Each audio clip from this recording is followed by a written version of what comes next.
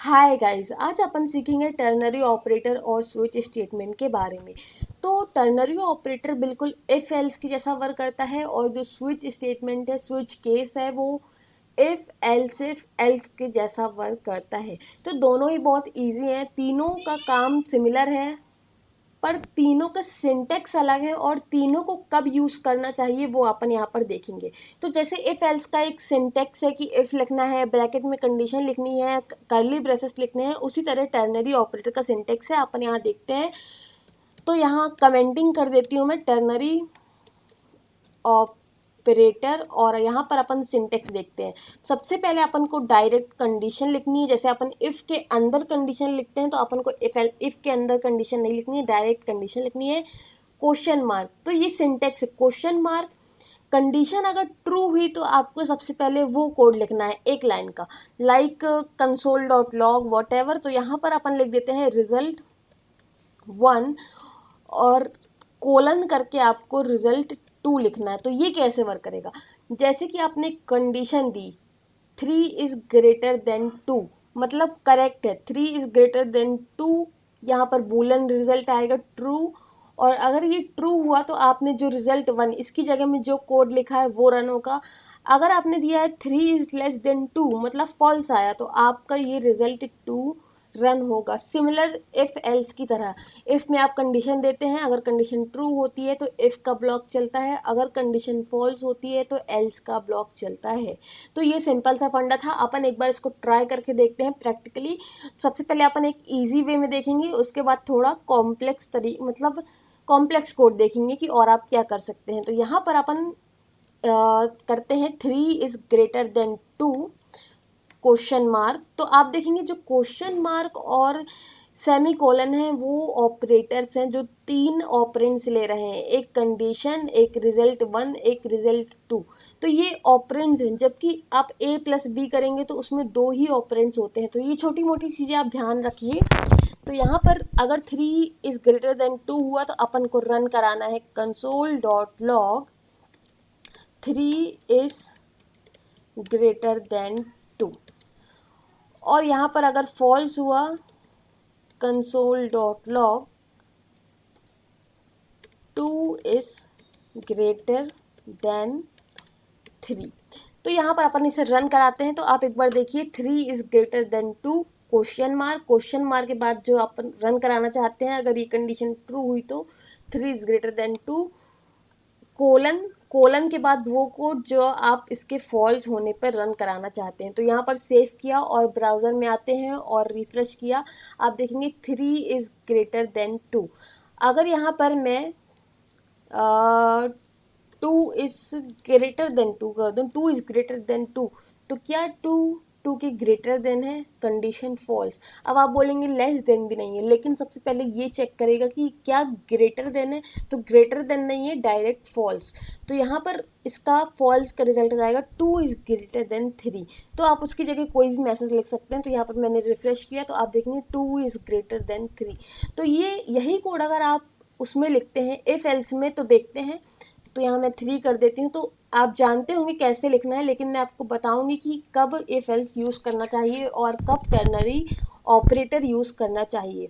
सबसे पहले if else में लिख लेते हैं इफ 3 इज ग्रेटर देन 2 और यहाँ पर ये एक लाइन कॉपी कर लेते हैं, कंट्रोल सी और यहाँ पर आके कंट्रोल वी और एल्स और यहाँ कोलन के बाद वाला कंट्रोल सी और एल्स के अंदर आके कंट्रोल वी, मतलब पेस्ट।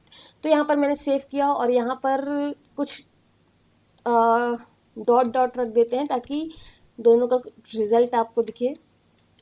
तो मैंने सेव किया और ब्राउज़र में आते हैं और रिफ्रेश करते हैं तो आप देखेंगे दोनों का आउटपुट सेम है, 3 इज़ ग्रेटर देन 2, मतलब दोनों एक ही जैसे वर्क कर रहे हैं। तो हमें कौन सा यूज़ करना चाहिए, तो सिंपल सा है कि अगर आपको कंडीशनल ऑपरेटर यूज़ करना है तो आप यहाँ सिर्फ छोटा सा कोड, जब आपको कोई सिंपल से ऑपरेशन परफॉर्म करना हो, अगर आपको कंडीशन ट्रू होने में 10-15 लाइन का कोड, 2-3-4 लाइन का कोड रन करना है तो आप यहाँ नहीं लिख सकते, लिख भी सकते हैं तो बहुत ही कॉम्प्लेक्स दिखेगा वो कोड। इससे अच्छा आप प्रॉपर कर्ली ब्रेसेस के अंदर इफ एल्स में लिख दें। और यहाँ पर वही बात हुई कि इफ एल्स को आप तब यूज़ करिए जब आपके कोड अंदर का बहुत बड़ा हो रन करने के लिए। कंडीशनल ऑपरेटर आप तब यूज़ कर सकते हैं जब आपका एक या दो लाइन का कोड हो। तो आप इसे प्रैक्टिस करिएगा, बहुत ही ईजी है। और जो टर्नरी ऑपरेटर है वो भी बहुत ही काम आता है आगे जब आप जावा स्क्रिप्ट वर्ल्ड में जाएंगे, बहुत सारी चीज़ें सीखेंगे तो टर्नरी ऑपरेटर भी बहुत ही ज़्यादा काम आता है। तो आपको ये छोटी छोटी चीज़ें ध्यान रखनी है। तो यहाँ पर मैं कमेंट कर देती हूँ और आप अपन सीखते हैं स्विच स्टेटमेंट, स्विच केस। तो थोड़ा मैं यहाँ पर मैं कमेंटिंग कर देती हूँ स्विच केस। तो स्विच केस भी एक कंडीशनल स्टेटमेंट है जो आपके कुछ कंडीशन पे चलेगा। तो इसका भी एक सिंटेक्स है। सिंटेक्स क्या है पहले वो देखेंगे, फिर कैसे वर्क करता है वो देखेंगे। तो स्विच लिखना है आपको, स्विच कीवर्ड और ब्रैकेट और कर्ली ब्रेसेस। जैसे आप लिखते हैं इफ ब्रैकेट कर्ली ब्रेसेस, वैसे स्विच ब्रैकेट कर्ली ब्रेसेस। और यहाँ पर आपको एक वैल्यू देनी है, जैसे स्ट्रिंग में आपने दे दिया तो यहाँ पर मैंने लिख दिया लाइक टीचर, या आप कोई वेरिएबल में टीचर होल्ड करके यहाँ टीचर दे सकते हैं। तो अपन देखेंगे अभी इसके साथ क्या करना है। तो आपने जो यहाँ वैल्यू दी है वो अपन को मैच करवानी है। आपने लिखा यहाँ केस, आपको मल्टीपल केसेस लिखने हैं, केस। और मैं आपको भी इसे समझाऊंगी कि कैसे वर्क करता है। He is a teacher. और यहाँ पर दूसरा case like doctor console.log he is a doctor. तो यहाँ पर ये कैसे वर्क करेगा कि अगर आपने यहाँ जो वैल्यू दी है लाइक टीचर दे दी, तो आपने जो यहाँ वैल्यू दी है स्विच के अंदर वो आपकी केस से मैच होगी। जो भी वैल्यू जैसे आपने टीचर दी है तो अगर ये मैच हो गया, ये केस के बाद आपने जो लिखा है तो आपका वही वाला केस रन होगा। उसी तरह अगर आपने यहाँ लिखा होता डॉक्टर तो आपका ये केस चेक होना स्टार्ट होता, केस टीचर, टीचर मैच नहीं करता जो यहाँ पर लिखा है। उसके बाद देखिएगा डॉक्टर, डॉक्टर मैच करता है तो आपका ये कोड रन होगा। लेकिन अगर किसी से मैच नहीं करता है तो यहाँ एक ऑप्शन है, जैसे कि आपका इफ़ के बाद एल्स में होता है। तो ये इफ़ एल्स इफ़ के जैसे वर्क करता है। इफ़ अगर ये है तो ये कोड चले, एल्स इफ़ ये एल्स इफ जैसा हो गया। अगर डॉक्टर है तो ये चले, और एक एल्स, एल्स के लिए अपन लिखते हैं डिफ़ॉल्ट, मतलब अगर कोई भी नहीं है इनमें से तो ये वाला तो चलेगा ही चलेगा। He is something else. तो यहाँ मैंने सेव किया।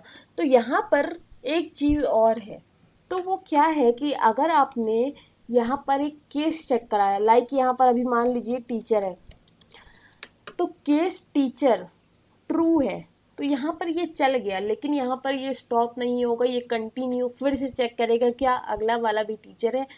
फिर देखेगा डिफ़ॉल्ट, तो डिफ़ॉल्ट तो चलता ही है तो चला देगा। तो यहाँ पर अपन एक बार इसे रन करके देखते हैं कि अपन का क्या आउटपुट आता है।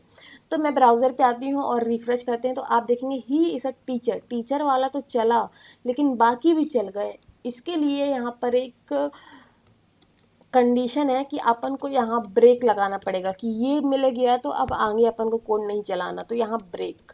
और डिफ़ॉल्ट के बाद ब्रेक लगाने की ज़रूरत नहीं है क्योंकि अपन डिफ़ॉल्ट के बाद और कोई चीज़ है ही नहीं रन करने के लिए। तो यहाँ पर मैंने रिफ्रेश किया तो आप देखेंगे ही इज़ अ टीचर। तो यहाँ आते हैं और यहाँ एक बार डॉक्टर कर देते हैं, डॉक्टर, और सेव करते हैं। और यहाँ मैं रिफ्रेश करती हूँ तो आप देखेंगे ही इज़ अ डॉक्टर। पहले उसने चेक किया क्या ये वैल्यू इस वैल्यू से मैच करती है, नहीं, तो आपका ये कोड नहीं रन होगा। फिर देखा डॉक्टर हाँ मैच करती है, उसके बाद क्या अपन को आगे एग्जीक्यूट करना है, नहीं, तो ब्रेक लगा दिया। तो ये सिंपल सा स्ट्रक्चर था। एक चीज़ यहाँ पर और है, अगर आप यहाँ पर कोई लाइक मैं शुरू से बताती हूँ इसका कोड।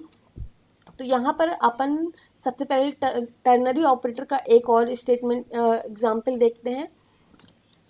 तो वो सिंपल सा है, हो गया, मैं आपको बता देती हूँ, उसमें आप खुद करिएगा। कि एक पर्सन है, पर्सन का नेम आपको एक वेरिएबल में होल्ड करना है और पर्सन की एज एक वेरिएबल में होल्ड करना है। फिर आपको एज को चेक करना है क्या age greater than is equal to 18 है। अगर है तो आपको प्रिंट कराना है पर्सन का नाम और साथ में ही इज अडल्ट, मतलब पर्सन इज लाइक पर्सन की वैल्यू आपने होल्ड कराई मोहन, तो मोहन इज अडल्ट अगर कंडीशन ट्रू है। अगर नहीं है तो मोहन इज नॉट अडल्ट। तो आप ये खुद से करिएगा, आई होप आप कर लेंगे। अगर आप कर लेते हैं तो एक बार कमेंट में अपना कोड ज़रूर दिखाइएगा। तो यहाँ पर अपन आते हैं, तो यहाँ पर स्विच में मैं क्या कहना चाह रही थी आपसे कि लाइक अगर आपके पास एक केस है, केस में आप चेक कराना चाहते हैं कि 3 इज ग्रेटर देन 2, अगर है तब आप कंडीशन चेक कराएंगे।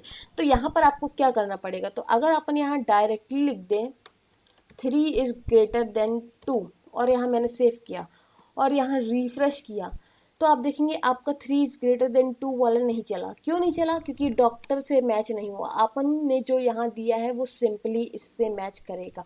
तो उसके लिए क्या है, इसे मैं कमेंट कर देती हूँ, कमेंट, और अपन को स्विच करना है। तो यहाँ पर स्विच केस यूज़ करते हैं, तो स्विच,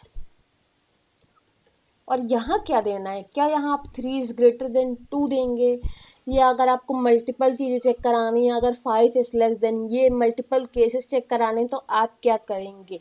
तो कंडीशनल ऑपरेटर का रिजल्ट क्या होता है, हमेशा ट्रू या फॉल्स में होता है। तो आप यहाँ दे दीजिए ट्रू, स्विच के अंदर दे दीजिए ट्रू, और केस में अगर अपन लिखते हैं 3 इज ग्रेटर देन 2 और यहाँ पर अपन लिखते हैं console dot log, console dot log, तो console dot log, console dot log, और यहाँ पर 3 इज ग्रेटर देन 2 और यहाँ पर ब्रेक भी लगा देते हैं, ब्रेक, और एक डिफ़ॉल्ट केस भी दे देते हैं। डिफ़ॉल्ट मतलब अगर कोई भी केस रन नहीं होता है तो डिफ़ॉल्ट वाला आपका श्योरली रन होगा। तो console dot log I do not know. तो यहाँ पर आपने दिया है स्विच में ट्रू, और यहाँ पर केस पहले तो 3 इज ग्रेटर देन टू, यहाँ पर ट्रू इसकी जगह में ट्रू लिख जाएगा और चेक करेगा क्या ये और ये दोनों इक्वल हैं, तो हाँ ट्रू और ट्रू इक्वल है, तो ये वाला केस वाला ब्लॉक रन होगा, ये वाला कोड रन होगा, और आखिरी में देखेगा कि ब्रेक है, मतलब इसके आगे एग्जीक्यूट नहीं करना है, तो यहाँ पर प्रोग्राम एंड हो जाएगा।